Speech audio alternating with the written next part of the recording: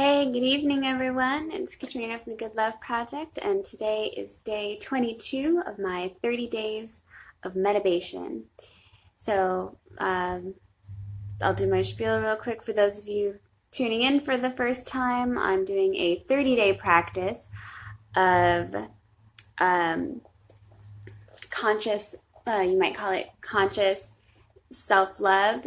Medibation is a term coined by Annie Sprinkle, and it quite literally means meditation plus masturbation. So it's a solo tantric practice, a practice of sacred sexuality, mindful sexuality, and I'm on day 22. So I had some interesting conversations today that kind of inspired my practice today. Have you ever found yourself distracted in the middle of sex, thinking about your performance? Am I taking too long? Have I taken long enough? Is my partner really enjoying this? It's so easy to fall into this trap of what we think sex should look like or sound like, or getting really hung up on, whether we're doing it right. And, sometimes we can get so wrapped up in it that we really start to question ourselves, not just, is my technique okay? Or, but going even further into, am I normal? Am I worthy? Am I worthy of this pleasure? Do I deserve it? Which can really eat at you. It can eat at your self-worth. It can eat at, your comfort with intimacy and with your partner. And meditation is actually a great way to learn not only what you like, but to create permission around what you like, and to even find joy in liking what you like and how you like it. And I just want to say, I promise you, you are worthy. You are worthy of love, of closeness, of pleasure. You are. I promise. So tonight's session, I placed myself into the seat of observer. One way because mindfulness teaches us to remain in a place. We talked about stillness yesterday and equanimity. And so that equanimous place is the place of the observer.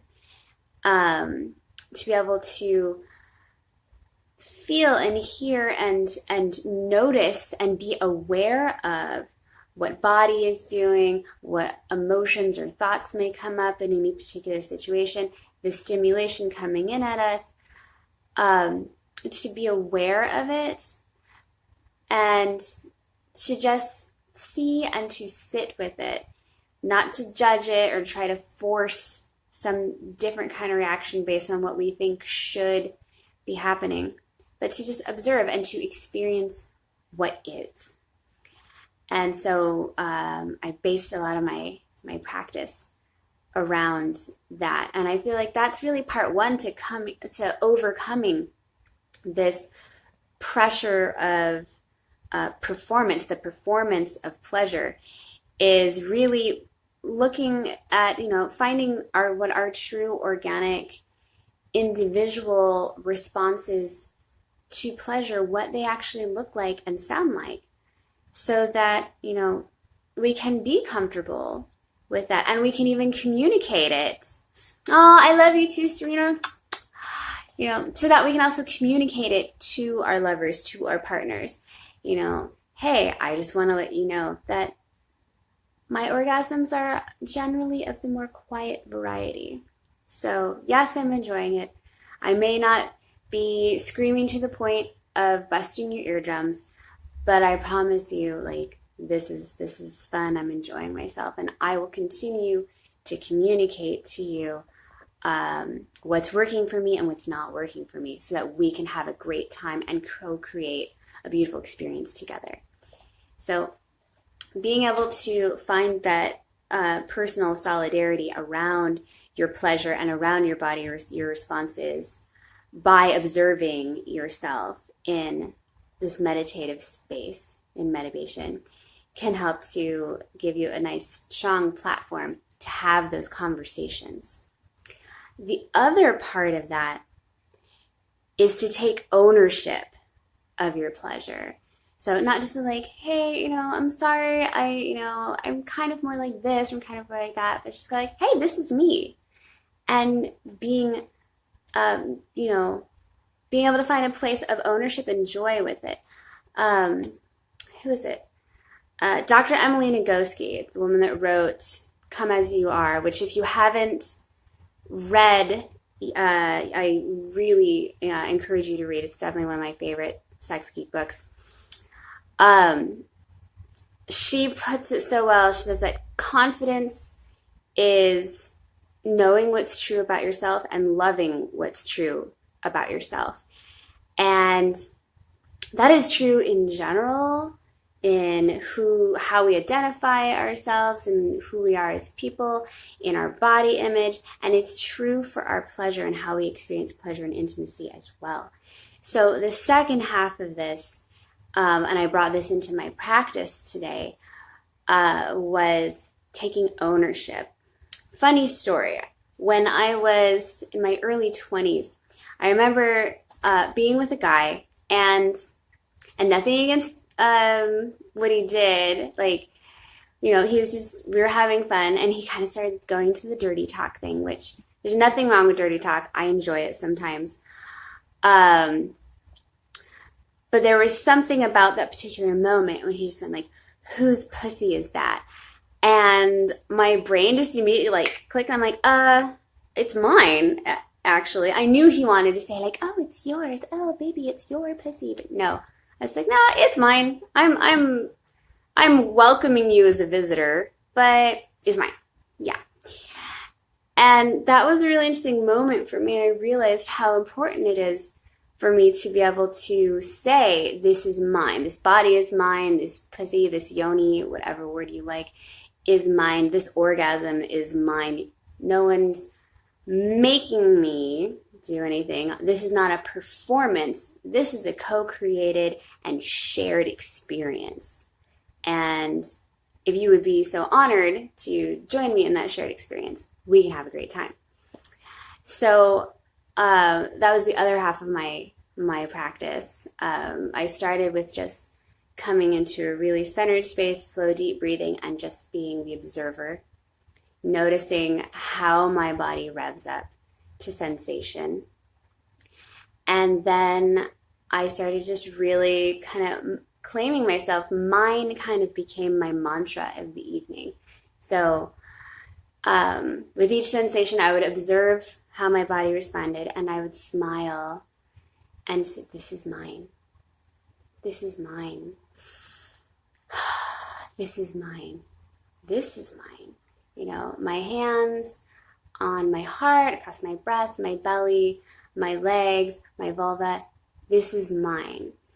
And even as I reached orgasm, I laid full claim to that too. Mine, this is mine, this is mine. And just the joy and just feeling really powerful in that moment of being able to just say, this is for me and it is from me. And because I know that it's mine, I can share it with whomever I want, however I like. And so then also cycling my sexual energy back into myself through the microcosmic orbit was part of that as well. So I'm bolstering that on, a physical and emotional and an energetic level. And there's nothing wrong with sharing your energy, of course. I mean, that's great. That's what most of us want to do. And even role-playing or consciously taking on a role of being owned or taking ownership of another, as in dominance and submission. Totally valid. That's a fun way to play. Even with that, we have to take ownership before we can give ourselves to others. So, that was my practice tonight. I'm feeling really good right now. I think the night's still young. I might go wake my husband up and go share some of this energy with him. So I have had mine, and now I will go and share.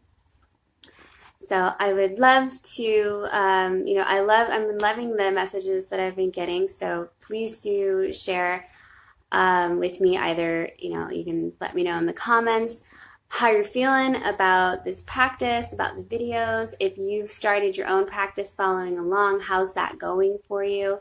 And if you're interested in starting a practice and you're not really sure where to begin, I will be launching my 30 days solo tantra, 30 days medibation challenge within the next 2 weeks. So that'll be a guided session every day for 30 days sent right into your email.